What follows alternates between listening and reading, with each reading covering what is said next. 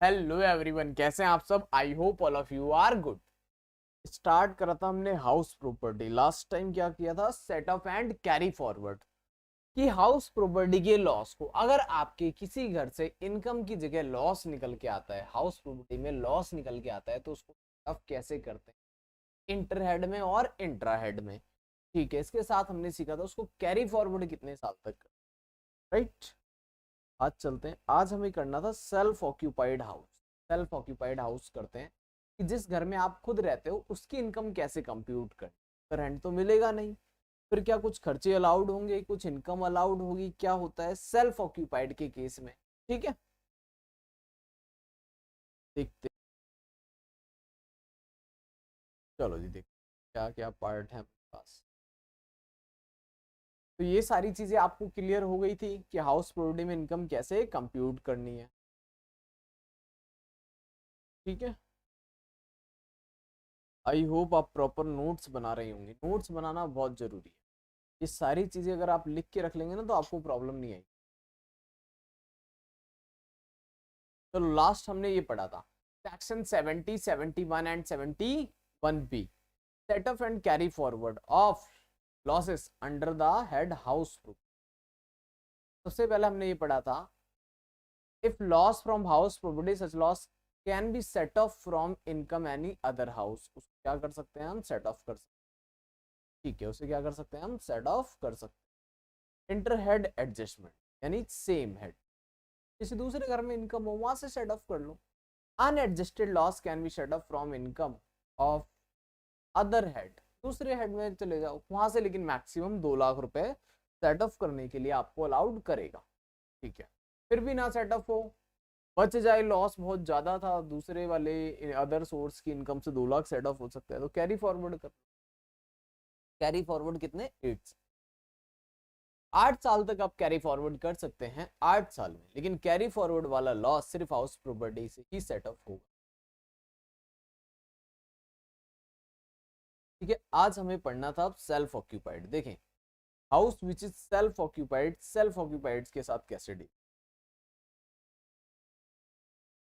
अगर कोई घर हमारा सेल्फ ऑक्यूपाइड है जिसमें आप खुद रहते हो, उसको रेंट पे नहीं दिया, तो उसके साथ कैसे डील करना। ठीक है, तो अब सेल्फ ऑक्यूपाइड के केस में किस तरह से इनकम कैलकुलेट होगी।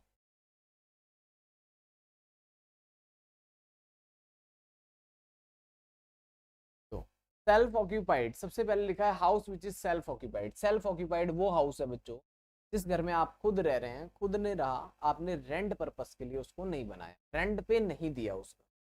अगर रेंट पे नहीं दिया तो रेंट मिला नहीं, और रेंट नहीं मिला तो इनकम भी नहीं हुई है, और इनकम नहीं हुई है तो उसका कैलकुलेशन कैसे करें।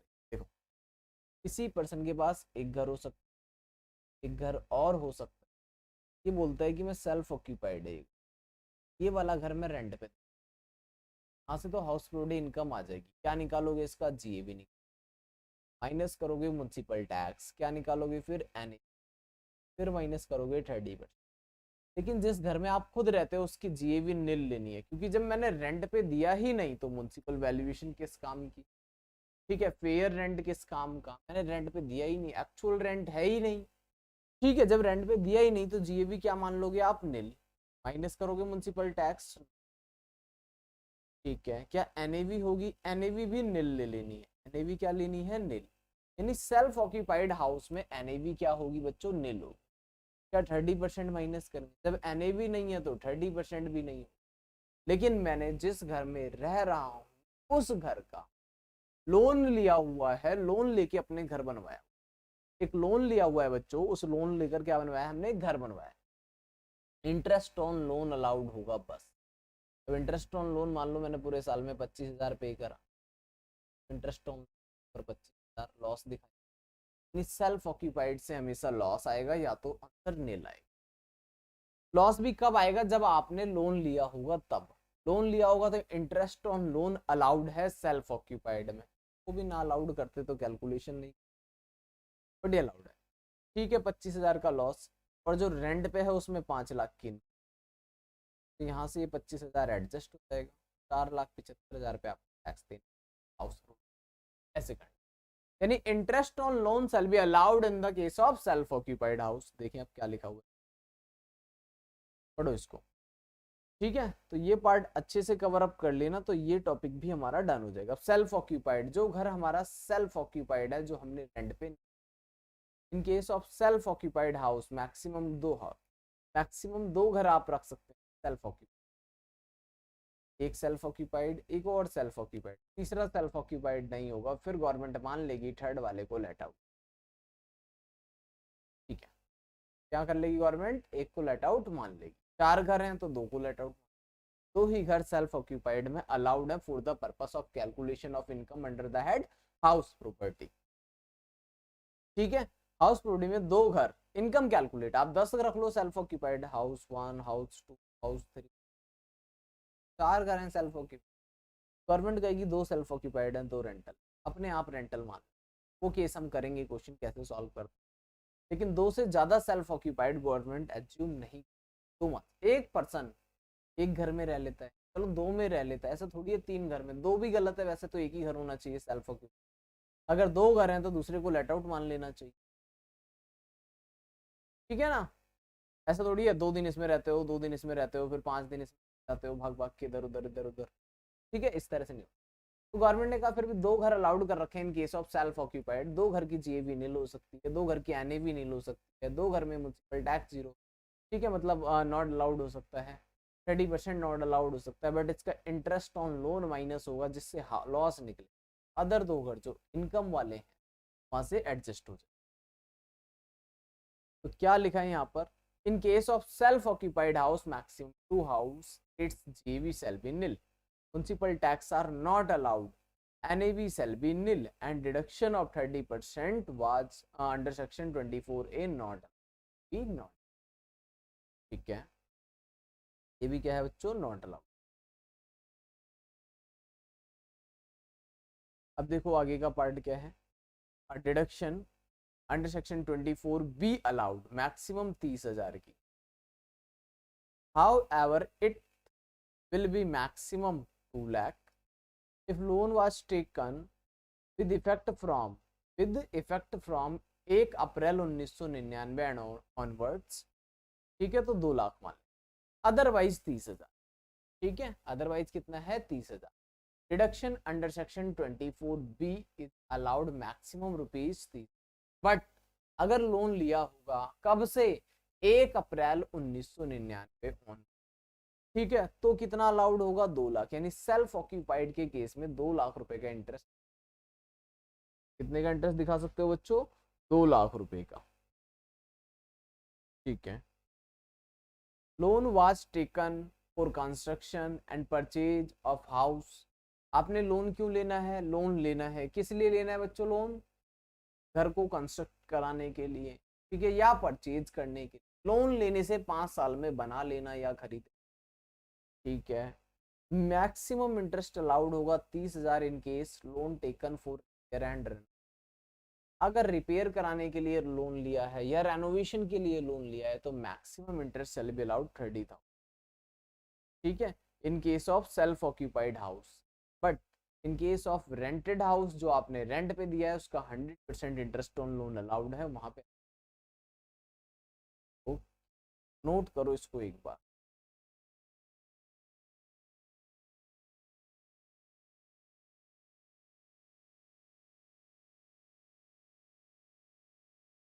ठीक है, तो ये पार्ट आपको पूरा लिख लेना है अच्छे से। चलो एक क्वेश्चन देखते हैं, ये आप नोट कर लेना यहाँ पर स्टॉप करके। चलिए, mister R has taken a loan, एक लोन लिया इन्होंने 10 लाख रुपए का। एक लोन लिया बच्चों 10 लाख का, 1/10/2018 को, for construction of house which was completed. Construction complete हुई 1/11/2021 and house remain self occupied.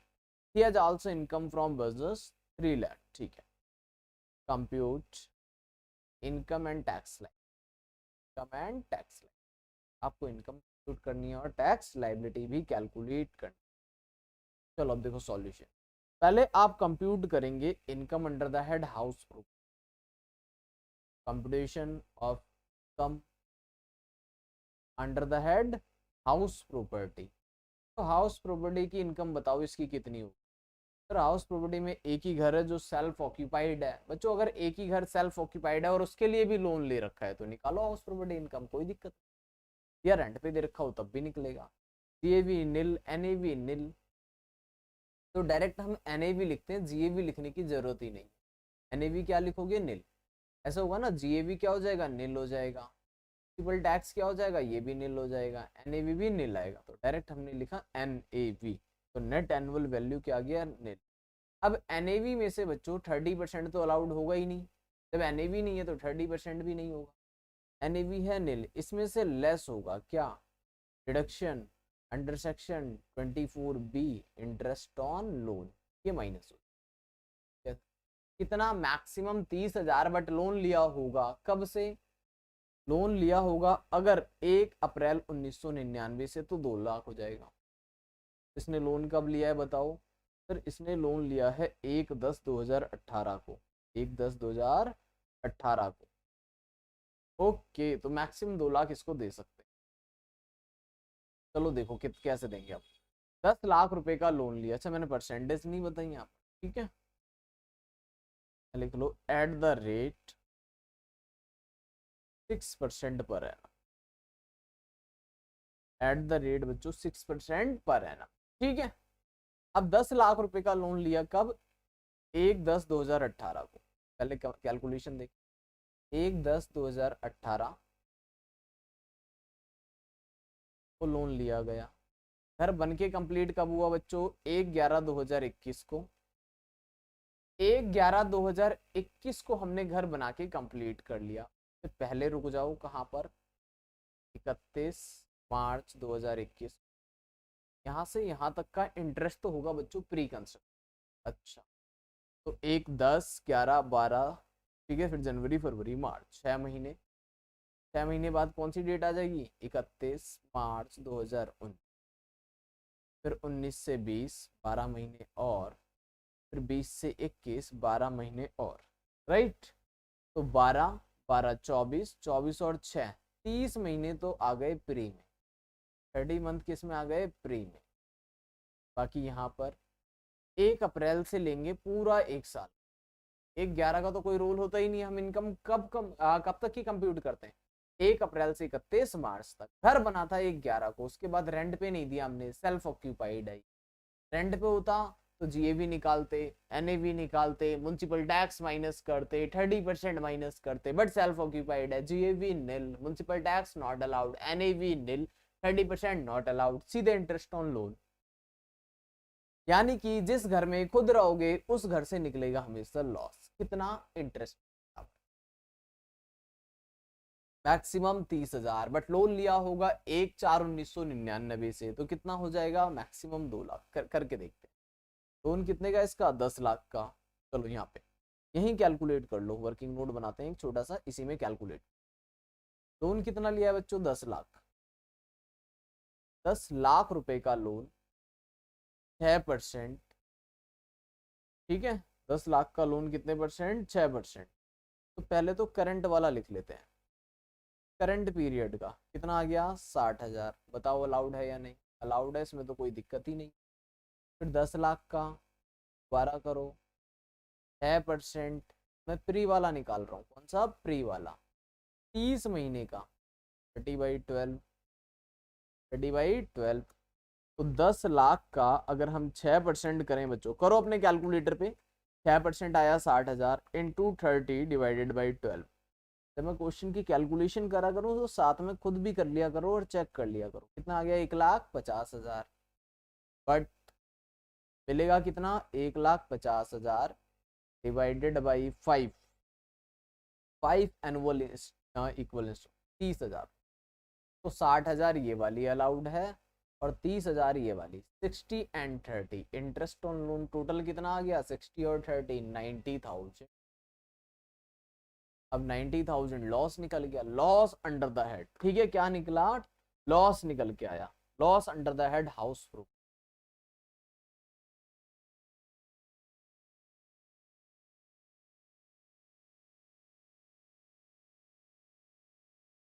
देखो कोई दिक्कत, क्या लिख लेंगे हम, loss under the head house property, loss under the head house property। तो सेम क्वेश्चन मैंने करा, ठीक है। अब निकालो यहाँ पर computation of total income, computation of total income निकाल सकते हो। टोटल इनकम कैसे निकालते थे हम? Income under the head salary नहीं है, income under the head business profession, business and profession. कितना दिया हुआ था क्वेश्चन में बच्चों? बिजनेस एंड प्रोफेशन दिया हुआ था 3 लाख,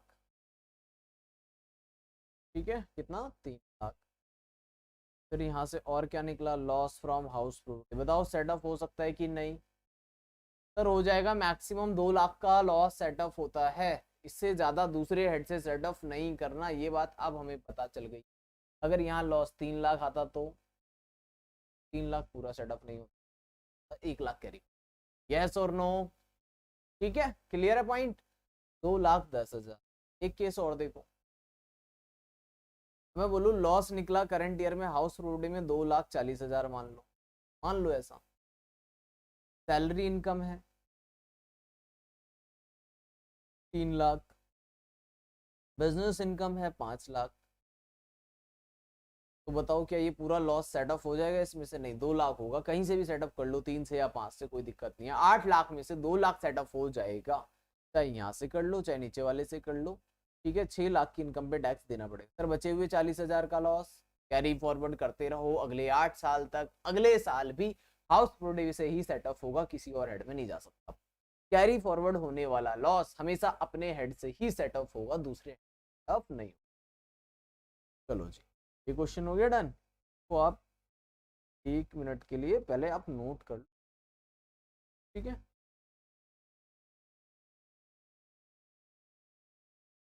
ठीक है, तो ये नोट हो गया। फिर का कुछ पार्ट है तो ये,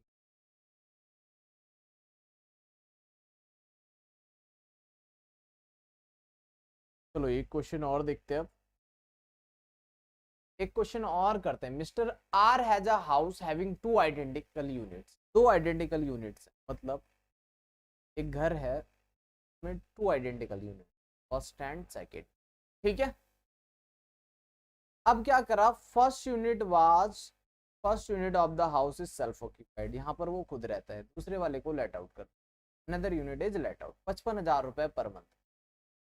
okay, the rented house was vacant. वो वैकेंट भी है बच्चों 3 महीने के लिए। वैकेंसी के केस में कैसे सीखा था हमने? जीएवी निकालना। जिन बच्चों ने नहीं करा वो वैकेंसी वाली वीडियो देखें, पार्ट 3 या पार्ट 2 में, ठीक है। तो वैकेंसी का केस आ गया यहाँ पर। वैकेंट है, अनरिलाइज तो नहीं है इसमें। चलो वैकेंसी के केस को सॉल्व कर लिया। पहले तो जीएवी निकाल, सबसे पहला काम है जीएवी कंप्यूट करना। जीएवी कैसे कंप्यूट होगा वो देखना है। अब जीएवी निकालने के लिए बच्चों क्या करें? अपने पास पहले तो म्युनिसिपल वैल्यूएशन है 10,44,000 और फेयर रेंटल है 11,35,000। दोनों में से जल्दी बताओ कौन सा ले लिया जाए? तो दोनों में से ले लो हायर वाला, 11,35,000। कंपेयर करो स्टैंडर्ड रेंट से, कौन सा लिया जाए? 11,20,000। भाई पहले 10,44। अच्छा एक बात और, एक घर तो इसका रेंट पे है जो लेट आउट प्रॉपर्टी है, और एक प्रॉपर्टी है सेल्फ ऑक्यूपाइड। क्या है? Self occupied. तो रेंट वाले की जीएवी निकाल, इसकी जीएवी निकालोगे बच्चों रेंट वाले की। अब ये जो जीए म्युनिसिपल वैल्यूएशन दे रखी है पूरे घर की दे रखी होगी। म्युनिसिपल वैल्यूएशन किसने दे रखी होगी? पूरे घर की। तो हम 50% हाउस की ही जीएवी निकालेंगे, 50% को छोड़ देंगे। ऐसा लिखा हुआ है। 2 घर नहीं है, एक घर है, एक ही घर है, ठीक है। घर कितना है? एक है उसका, लेकिन 2 आइडेंटिकल यूनिट्स हैं, 2 यूनिट्स। फ्लोर वाइज हो सकता है, ऐसे स्पेस में बांटा हुआ हो सकता है। तो म्युनिसिपल वैल्यूएशन तो पूरे घर की होगी, ठीक है। तो हम 50%, म्युनिसिपल वैल्यूएशन पूरी नहीं लेनी, आपको कितनी लेनी है बच्चों? 50%। वैल्यूएशन 10,44,000 का 50% होता है बच्चों 5,22,000। और फेयर रेंटल वैल्यू कितना लोगे? कंपेयर करना है अभी। 11,35,000 का 50%, पूरा घर नहीं है क्योंकि 5,67,500, राइट। अब कैलकुलेट कर सकते हैं, किसको सेलेक्ट कर लें? इसको कर लिया सर। स्टैंडर्ड रेंट को देखते हैं अब। तो बच्चों स्टैंडर्ड रेंट कितना है? सर स्टैंडर्ड रेंट है 11,20,000 रुपए, जिसका 50% है 5,60,000 रुपए। ठीक है, स्टैंडर्ड रेंट कितना है? 5,60,000। अब बताओ कौन सा लिया जाए? सर लोअर वाला 5,60,000। यही बन गया हमारा एक्सपेक्टेड रेंट। एक्सपेक्टेड रेंट आ गया 5,60,000। अब देखो एक्चुअल में रेंट कितना मिला हो। एक्चुअल में रेंट मिला होगा अगर 3 महीने खाली है तो 50,000 रुपये मिले होंगे 9 महीने के। तो 55,000 इंटू में 9, 4,95,000। अब गवर्नमेंट कहेगी जीएवी आ रहा है 560, पर वैकेंसी की केस में कुछ special treat. If there is no vacant, अगर वैकेंट नहीं होता बच्चों तो एक्चुअल रेंट कितना आता बताओ? सर फिर तो 55,000 12 महीने का मिलता। चेक करना था ना, ऐसे चेक करके देखो। सर 55,000 इंटू में 12 कर लिया तो 6,60,000 है। देखो फिर जीएवी, अगर मुझे रेंट 12 महीने का मिल जाता तो ये जीएवी बनता या नहीं बनता? तो गवर्नमेंट हमारी बात मान लेगी, जीएवी अलाउड कर देगी 4,55,000। जीएवी गवर्नमेंट अलाउड कर देगी रेंट वाले हाउस का कितना? 4,55,000। तो लेट आउट प्रॉपर्टी है तो जीएवी कितना अलाउड हो जाएगा? 495। ये वैकेंसी में अगर 12 महीने का रेंट मिलता तो क्या ये जीएवी बनता? रेंट रिसीवेबल, यस, तो जीएवी 460 बनता ना फिर तो। यानी कि मेरा रेंट कम नहीं है, ये रेंट बिल्कुल ठीक ले रहा हूँ, लेकिन 3 महीने जब खाली रह गया तो मैं, ठीक है, और ये तो 12 महीने का ही रहेगा, इसको चेंज करना है। लेकिन अगर इसको 12 से मल्टीप्लाई करने पर भी ये 5 लाख आता, मान लो 660 आया है, 5 लाख आ जाता, फिर तो गवर्नमेंट 560 को ही मानती जीएवी। फिर इसको अगर इससे कम आ जाएगा तो जीएवी ये होगा, इससे ज्यादा आ जाएगा तो जीएवी। ठीक है, म्युनिसिपल टैक्स 495 में से माइनस करवाओ म्युनिसिपल टैक्स। 12% है म्युनिसिपल वैल्यूएशन। म्युनिसिपल वैल्यूएशन कितना है? 10,44,000। म्युनिसिपल वैल्यूएशन है कितना? 1044। 10,44,000 का बच्चों 12% करा तो ये आ गया 1,25,280। क्या पूरा माइनस कर दो? नहीं, 50%। कितना? 50%, 62,640। ये माइनस क्या जाएगा भाई? सेल्फ ऑक्यूपाइड भी तो है, एक यूनिट का जीएवी होता है, उसका म्युनिसिपल टैक्स उसकी तो गया होगा, लेकिन उसमें अलाउड नहीं होता, जीएवी नील लेनी होती, म्युनिसिपल टैक्स अलाउड नहीं होता, एनएवी नील लेनी होती है। क्या लेनी होती है? एनएवी नील लेनी होती है। ठीक है, 30% अलाउड नहीं होता, सीधे क्या अलाउड होता है? इंटरेस्ट ये अलाउड होता है। ठीक है, तो यहाँ पर सीधे इंटरेस्ट ऑन लोन अलाउड होता है जब सेल्फ ऑक्यूपाइड होता है। तो सेल्फ ऑक्यूपाइड वाले हाउस में क्या होता है? सिर्फ इंटरेस्ट ऑन लोन अलाउड होता है, बाकी खर्चे अलाउड नहीं होते। ठीक है, तो 62,640 माइनस कर लो 4,95,000 में से 62,640। तो बच्चों कितना आ गया? ये 4,32,360। 4,32,300। अब माइनस करो 30% स्टैंडर्ड डिडक्शन, पूरा लिख देना है under section 24B standard deduction जो भी है। तो इसका 30% कितना होता है? 1,29,708 रुपए। 1,29,708 रुपए ये माइनस हो, राइट? ये माइनस कर लिया। ओके, अब माइनस करना है interest loan under section 24B। 24B free वाला भी और करंट वाला भी। देखो इंटरेस्ट ऑन लोन क्वेश्चन में दिया हुआ है कितना? 24,000। बट यहाँ लेट आउट प्रॉपर्टी में कितना लोगे? 12,000। बाकी सेल्फ ऑक्यूपाइड में भी कितना लोगे? 12,000। ये भी एनएवी नील था, इसलिए निकलेगा इधर क्या? लॉस फ्रॉम हाउस प्रॉपर्टी कितना? 12,000 माइनस। यहाँ पे देखते हैं क्या निकलता है। जो लेट आउट करा है हमने, आधा ही घर तो लेट आउट करा है, इसलिए सारी चीजों का 50%। ठीक है, तो 4,32,360 में से माइनस किया 1,29,708 और माइनस किया 12,000। तो बच्चों ये आ गया 2,90,652। 2,90,652। ये आ गया इनकम फ्रॉम हाउस, ठीक है।